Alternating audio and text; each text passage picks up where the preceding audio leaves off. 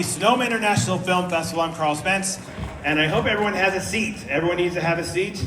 We're filling every single seat, so if you're holding a seat and they're not in yet, they're not getting in, but there's another screening tomorrow, so tell your friends.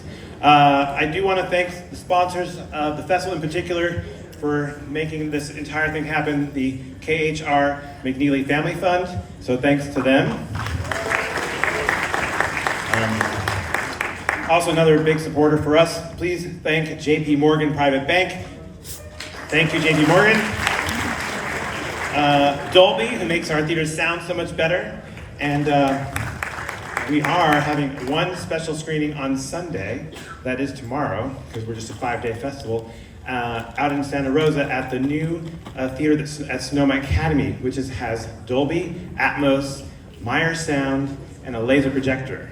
And we're showing the great film nominated for an Academy Award for Best Animated Film, Robot Dreams. So I'll be out there. It was 2 dog movies on closing night, Robot Dreams in Santa Rosa, and here, Dogman by Luc Besson. Very different dog films. One's action and not appropriate for kids, and one's for adults, but is appropriate for kids. You can figure it out. I think that's all I really have to say, other than I'm thrilled that we have sort of one of the rock stars of producing here with us to introduce this film. He made this film. He's worked with a number of filmmakers, including Spike Lee with Do the Right Thing, Julian Schnabel, Diving Bell and the Butterfly, Babel by Alejandro Gonzalez Iñárritu. All of my favorite films that blew my mind. Robert De Niro, who directed A Bronx Tale, and he's worked with Oliver Stone. He's also done some big budget sort of films, which is like The Hunger Games. You might have heard of that, or your kids might have heard of that. So, without further ado, it's my great pleasure to welcome John Keelik, producer of Ezra.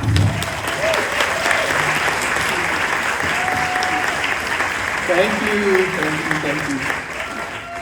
Such an honor to be here. What an enthusiastic audience. As they say in A Bronx Tale, now you can't leave. Once you're in, and I will say lucky to be here. This is a movie I'm very, very proud of.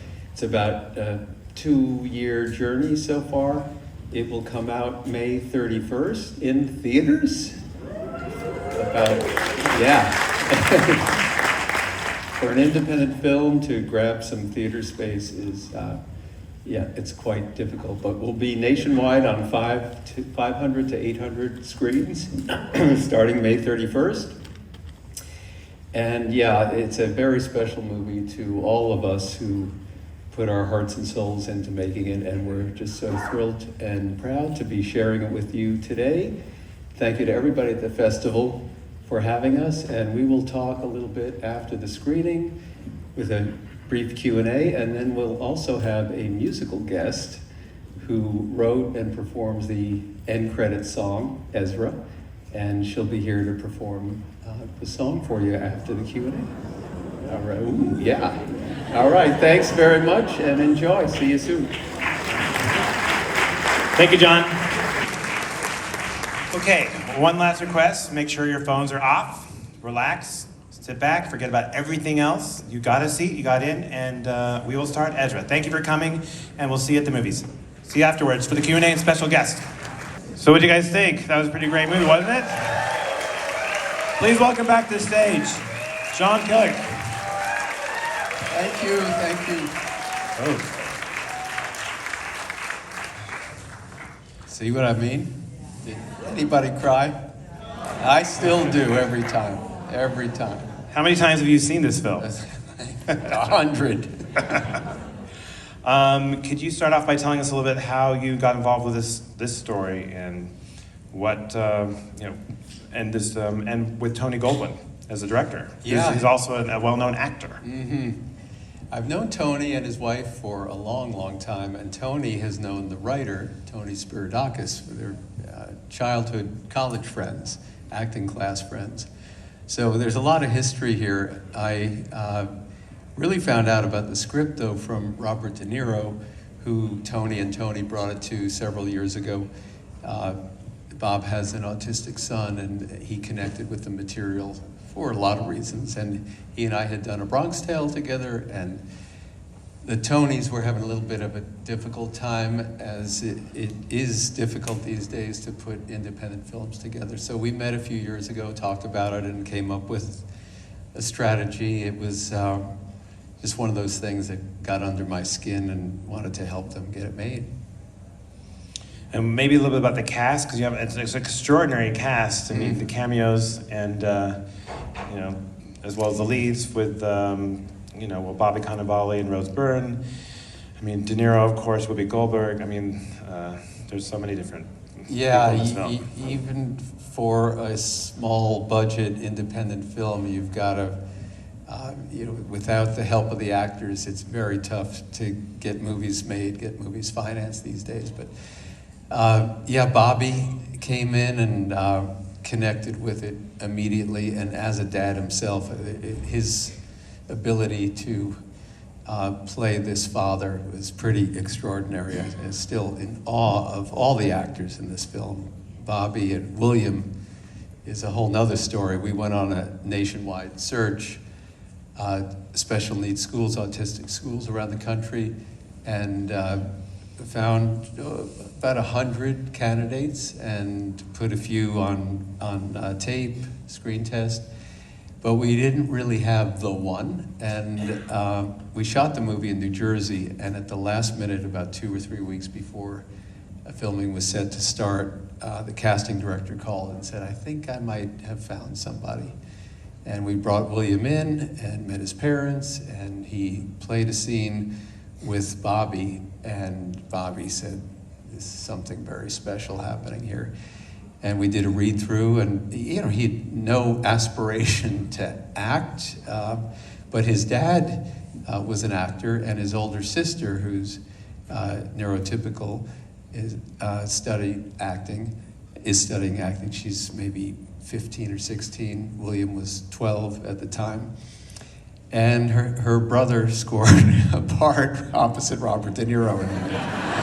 So you can imagine when she was on set watching. But parents, David and Laura, were incredible. And he stepped into it without having ever taken an acting lesson or been on a movie set. And, there were a few moments where it was challenging, especially for the scenes where there was a lot of acting out, emotional moments, but I've been blessed to have worked with a lot of great actors throughout my career, and I watch his performance, and his timing is everything about it's really brilliant. I don't know how it happened, but divine intervention.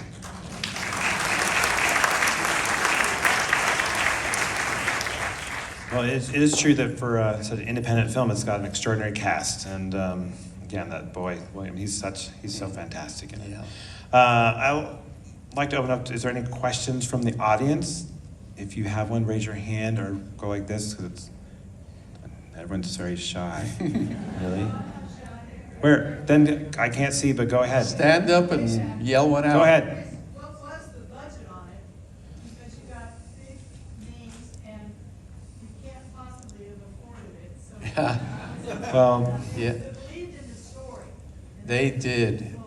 They all did it for next to nothing. We all did. The budget was about $11 million, and then there's a rebate you get from New Jersey. So it's very tough to get the big streamers and studios interested in this type of material, even with a great cast. So we had to do it for a very low amount and finance that through foreign sales. About 2 years ago, we took the idea, the script, to Cannes and got a few foreign distributors on board, and then made the movie with an investor who, what they called gap financed the domestic, the US rights.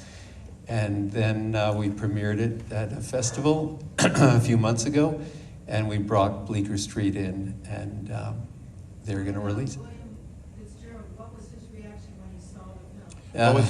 What was William Fitzgerald's reaction when he saw the film? He thought he was okay. He's very humble, but he was there first time, and he's just like he is on screen. He really is absolutely extraordinary, but very shy, and yeah, it hasn't gone to his head. It's amazing. And what's he like in real? Oh, go ahead. Yes. Does he have the acting bug now? Does he have the acting bug now? I don't know. We'll see. Again, he's very low key about the whole thing, but you know, he's going to come out and be part of the team, the family, and helping promote the film in May.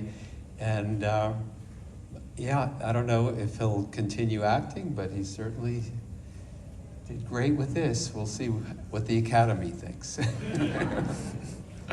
And one connection that's interesting, well, Bleecker Street is a really great company that's releasing the film. They also came here last year and they picked up the film Jules, which you play as our opening night. So it's so I'm looking forward to seeing this in theaters. Yes. I have a question around coaching for the cast and crew in working with somebody with autism. Did you guys hire a team or a coach, and how did that? So the question's about coaching as far as acting with someone with autism. How did you work on that and Yeah, we evolve had that? we had a couple people involved, like I was saying, in the casting process. But on set, we had one young man, Alex Plank, who's actually in the movie. He plays the doctor, who says you got to let the man do his job.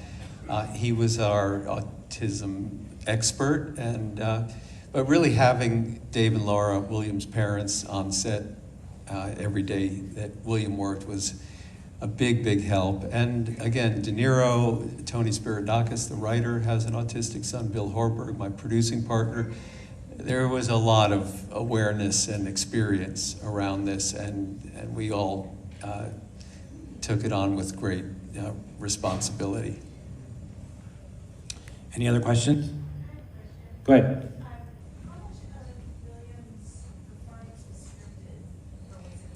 So the question was, how much of William's performance was scripted, and was it all scripted, or was it ad lib, or did he have some freedom to change it? It is structurally, obviously, was all scripted, and most of it was as written, but he did improvise actually quite a bit, and you know, just adding a little physical things and little pieces of dialogue here and there that it was comfortable for him to do, and you know, so we went with that. We just put him in the moment, and sometimes he would add things and surprise us, and we kept it. And he got into it quickly. I mean, he would be doing the scene with De Niro with boxing, and you know, if somebody would jump his line or what, he was just like a pro. He would step in and say, whoa, wait a minute, I didn't say this yet, or that. So it was pretty amazing, actually. Was there anything that surprised you about the making of this film that was unexpected?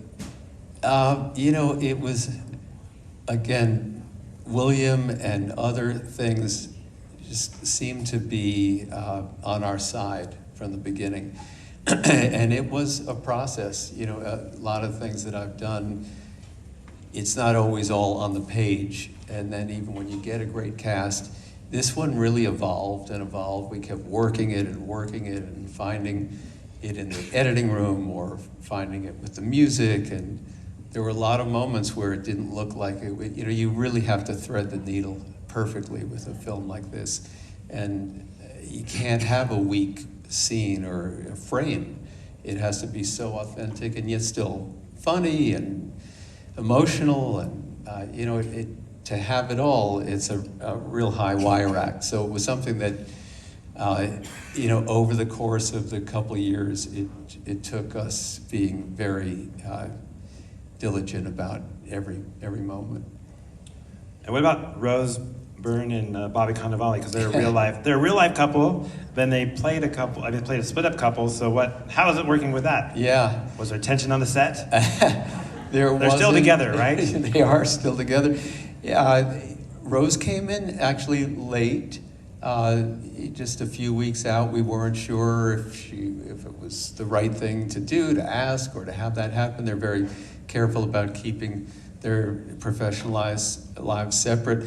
But yeah, she came in and read and fell in love with the whole thing, and it worked out great. And now? Yeah, I think we should maybe talk about the music or lead into Yeah. what everyone is waiting for. Yeah, we're going to have besides our us. special guest, Adrian Ackerman, who wrote the end credits song. Again, without a lot of money, we couldn't finance or pay for licensing. We had a song at the end that we were going to buy the rights to, something that we've all heard before. I forget, we tried a few different things. And we thought, you know what, this really there should be an original song that tries to encompass the entire movie of an hour and a half in 3 minutes. And so we showed Adrian the film, and it was kind of last minute. She didn't have a lot of time, but again, like other things that happen with this movie, magic just happened, and she wrote something that I think pulls it all together. So yeah, Let's bring her out. bring her out.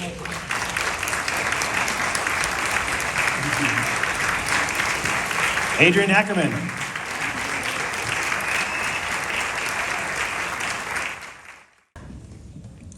Hi, everyone.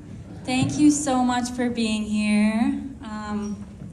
It's been a real honor to be involved with this movie because it's really about something. And when I was writing this song, I really fell in love with William and the relationship with his father. So the song is sort of a love song from father to son. And yeah, I hope when you hear it, you'll kind of think of the scenes from the movie in the lyrics.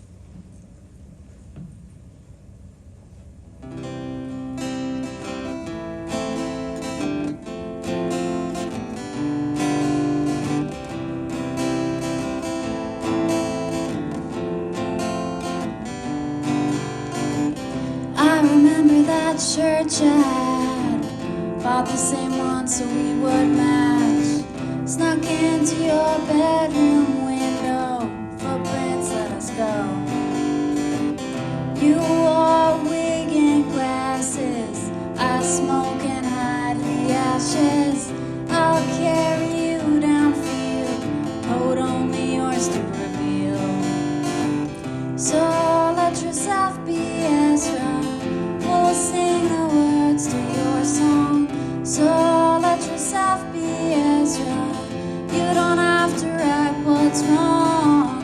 And in the morning, can't you see the sun is coming out for you?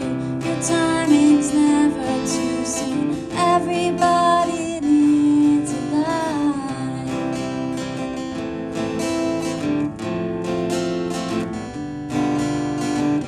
We're dancing in the car, we're fighting after dark.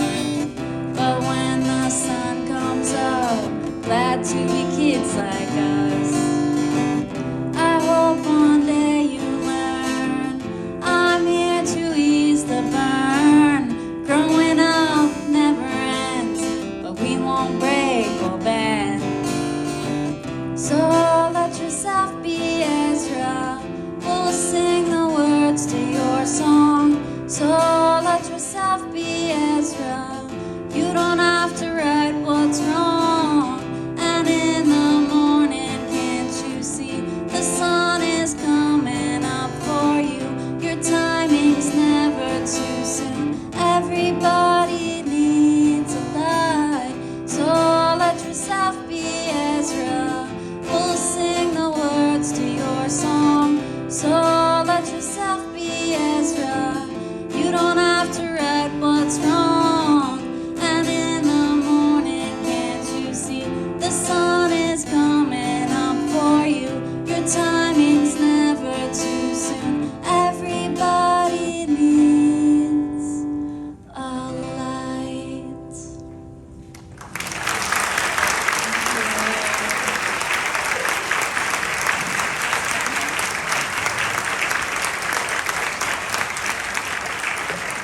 Thanks, everyone, and have a great night. And yeah, it's been a pleasure to be here.